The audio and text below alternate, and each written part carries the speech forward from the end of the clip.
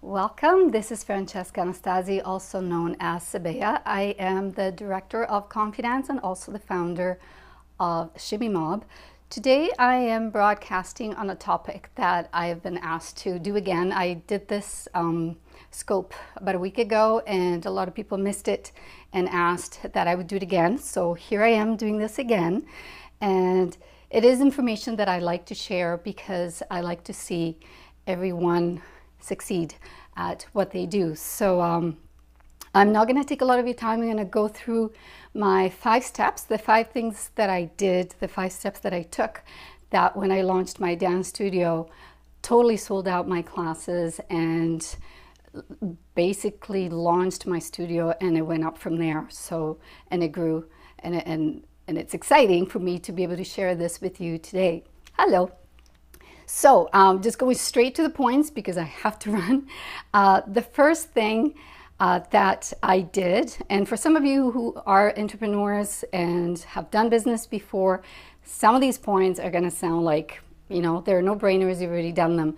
But I find that a lot of people in the industry that I'm in really struggle with the business aspect. So I want to address these 5 things that I did. I had to learn them the hard way. I had no background in business, but I had to make money and I had to make it happen, and I had to make it happen fast. And these are the 5 things that I did. So the first thing I did is I actually decided and identified who I wanted to be my ideal client. So I was very specific about what age range I wanted to teach, where I was going to teach it, and their gender, and what their likes and dislikes. So and the type of personality. So those were very important things to me, so that I could understand how to market to them. So that was my first point, was really deciding on who did I want to cater to. Did I want to cater to people in their 20s? Did I want to cater to people in their 30s? Did I want to cater to a larger age range? Or did I want to, hello. So thank you for coming in. Sorry I'm not reading your comments. I'm just trying to go through these points really quickly. So if you're just tuning in now, okay, so we actually block people that make silly comments. So I'm just going through these points quickly because I do have to go. I have an appointment, but I do want to share them with you because it was requested. So number 1, for those of you who have just been, yes, blog party, who've just logged in now, I identified my market. I decided who I wanted to be my ideal client. And I was very specific. I did not want necessarily to have, in my case, my business was dance studio. It was dance and fitness. And my main target market was not a younger crowd with small children. I wanted the more mature audience, or more mature clientele that was mostly from their 30s and up. That were people that were working, that had a full income, that didn't have to ask their spouse for permission to come take the classes. So you're doing a personal trainer startup, right on, excellent, good Jesse. The second thing I did is I did my market research. So I identified who I wanted my customers. Now I had to actually research where is my customer.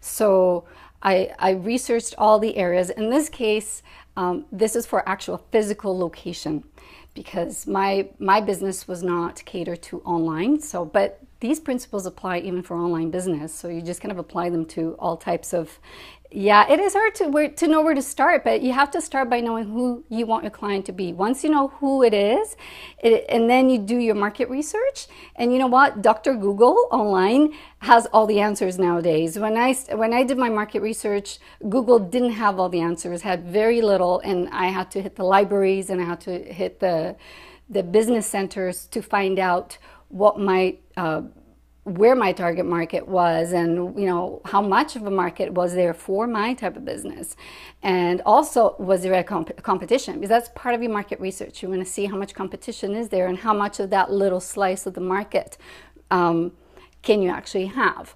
So that was point number 2. Number 1 was identifying my client. Number 2 was doing my homework and my market research, so finding out where my customer was. And then number 3 going quickly through these. Number 3 is I created effective marketing material.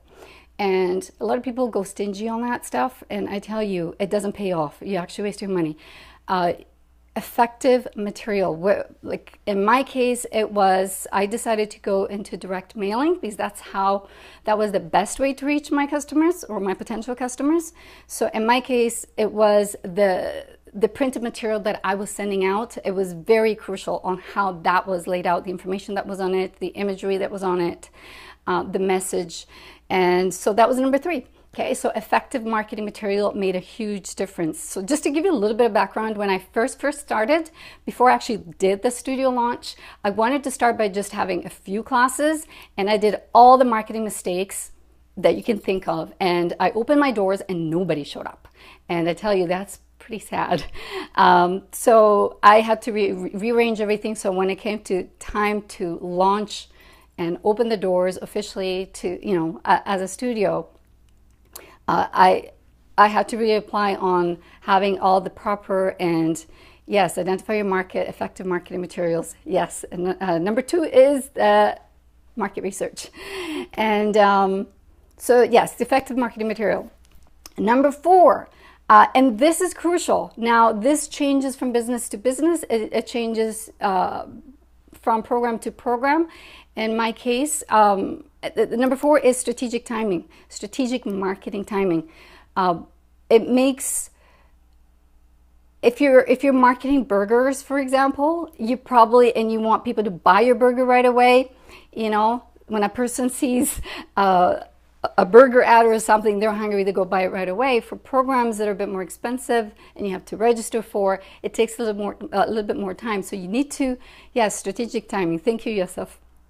You want to give it enough time for people to actually hear about what you're doing, and also give them enough time to decide, and also kind of see most people are not impulsive buyers, they're procrastinators. So whatever marketing material you use, you want to make sure that they see it.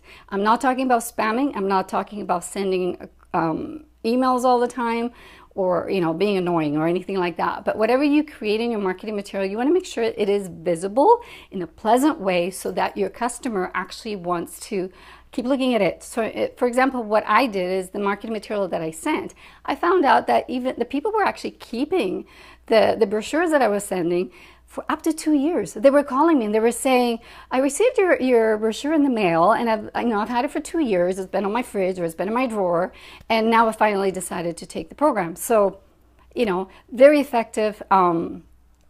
Effective marketing materials will work for a long time. So make sure you're visible, and have that timing. So that was number 4.